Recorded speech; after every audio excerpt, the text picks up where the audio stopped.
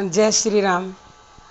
आप सभी ने भगवान के नाम का ये मंत्र तो सभी ने सुना होगा और कई बार अपने मुख से बोला भी होगा। मंत्र कौन सा है? देखो, ये मंत्र है हरे राम राम राम हरे हरे, हरे कृष्ण कृष्ण कृष्ण हरे हरे।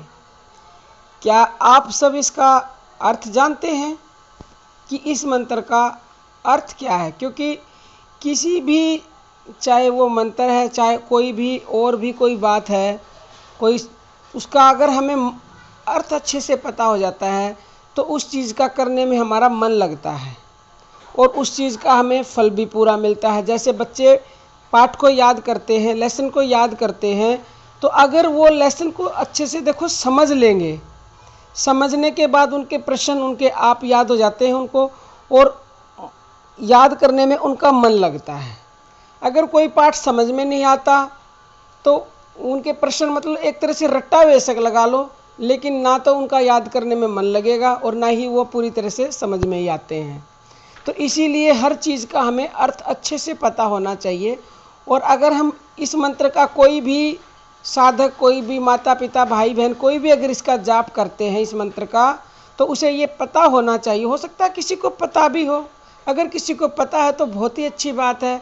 अगर नहीं पता है तो मैं आपको बता देती हूँ, क्योंकि मैं चाहती हूँ जो इसका मंत्र का जाप कर रहे हैं इसका अर्थ जानने के बाद उनको इसका पूरा फल मिले और उनका मन इस मंत्र में पूरी तरह से लगे। देखो, ये मंत्र है, इस मंत्र में हरि राम और कृष्ण ये तीन नाम हैं और ये तीन नाम आगे पीछे 16 बार आए हैं। कितनी बार आए? 16 बार आए हैं।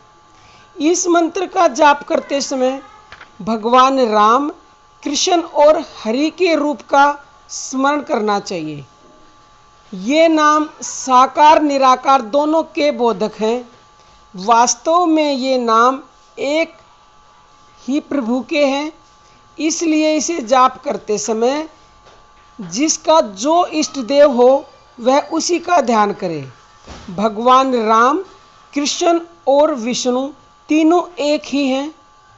सृष्टि के आदि में भगवान विष्णु हुए और त्रेता में भगवान राम और द्वापर में भगवान श्री कृष्ण का आविर्भाव हुआ। यह इनका सगुण साकार दिव्य रूप है। इनका ध्यान करना चाहिए। जप करते समय अपने जो इष्ट देव हों उनकी मूर्ति मन में सामने स्पष्ट आ जानी चाहिए। जो राम जी को मानते हैं वो अपने, अगर हम देखो किसी भी, ये तो एक सिंपल सी बात है, हम जैसे राम का नाम ले रहे हैं तो हमारे मन में क्या होती है? भगवान राम की एक तरह से मूर्ति होती है। भगवान कृष्ण का लेते हैं तो कृष्ण भगवान की होती है। विष्णु भगवान का जो जप करते हैं तो विष्णु भगवान की मूर्ति होगी। तो और ज़्यादा कोशिश करें जब इस मंत्र का जाप करें, जो भी जिसके इष्ट देव हैं, मतलब इस मंत्र को जप करके ये ना सोचे कि तीनों ही, जो इस मंत्र का जप कर रहा है और जिसके जो इष्ट देव हैं वो उसी की मूर्ति को अपने मन में मतलब स्मरण रखे, उसी मूर्ति को याद करे अंदर ही अंदर मन में। ये तो था साकार, इसका मतलब। अब दूसरा जो निराकार है उसका क्या अर्थ है? जैसे राम का अर्थ है जो सर्वत्र रमने वाला, जो इस मंत्र में राम यूज हुआ। अभी तो मैंने आपको बताया कि जो साकार है दोनों का बोधक है ये मंत्र, तो साकार में तो तीनों आ गए, राम, कृष्ण और विष्णु। अब जो निराकार है, जो हमें दिखाई नहीं देता, जिसका कोई आकार नहीं है, तो उसमें राम का अर्थ है सर्वत्र रमने वाला सच्चिदानंद घन परमात्मा जो कण कण में व्याप्त है, या योगी गण जिसमें रमते हैं। कृष्ण में कृष्ण का अर्थ है सत्य और अणे का अर्थ है आनंद, यानी जिस आनंद का कभी अभाव नहीं होता, जो आनंद नित्य है, अविनाशी है, वही कृष्ण है। हरि का अर्थ है जो सब पापों को हर लेता है, जिसके उच्चारण से ही सब पाप भस्म हो जाते हैं, वही हरि है। हरि नाम लेते ही सब पाप मिट जाते हैं। जप करते समय इन अर्थों पर हमें विशेष ध्यान देना चाहिए। विश्वास रखना चाहिए कि सर्वव्यापी परमात्मा ही इस रूप में हमारे सामने आए हैं। इससे अद्भुत शांति मिलती है। अथवा जप करते समय निरंतर अपने इष्ट देव की मूर्ति का ध्यान करना चाहिए, जो अभी मैंने आप पर बताया ही था।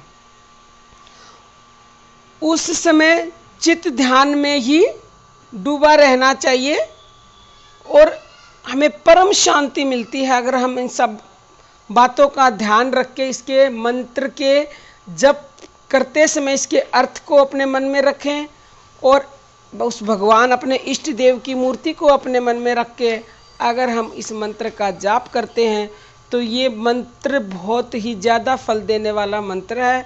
इस मंत्र का आप अगर जप करते हैं तो बहुत ही अच्छी बात है, अगर नहीं करते हैं तो आप करें।